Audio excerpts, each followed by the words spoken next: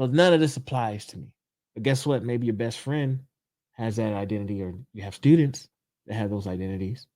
You're an educator, you're in front of them, you teach a class. Don't you think it'd be important to learn what are some ways and strategies that I can be culture responsive? You hear the word culture responsive, and it triggers folks. Oh, that's critical race theory.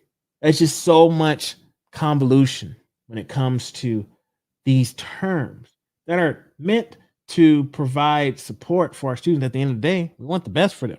We spend so much time on semantics. Final thoughts. Final thoughts. All right, here's two takeaways for today. One, lived experiences does not always equal expert knowledge. Okay.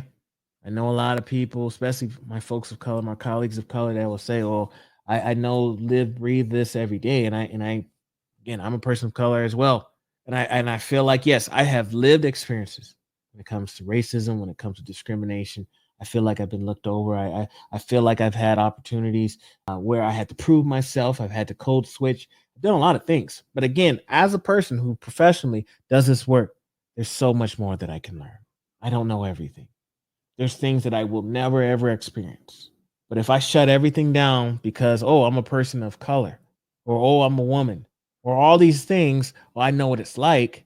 Yeah, you might, again, your experience is your experience. My experiences are my experiences. Doesn't apply everywhere. Okay. A lot of basic principles are are relevant or present there. However, there's so much more that I can learn. And I'm constantly trying to engage in these conversations so that I can learn more, so I can be the best version I can be. However, it is a journey. And the last part is, even if you can't relate, you can still empathize. A lot of folks will tell me, well, I don't have those identities. Doesn't apply to me. Why should I care? There's that quote from John Dewey, and I'm going to paraphrase it. Essentially, is do what you would do for your own children.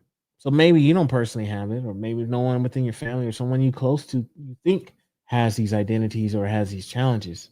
But what if it was your child? What if it was you? Would you care then? What if the cameras go away? We watch it on media, we see these things happening on media, news, social media, those kind of things. Puts our focus there. Or maybe we feel some emotion, some empathy then. But when the cameras go away, doesn't mean that those challenges, those issues go away.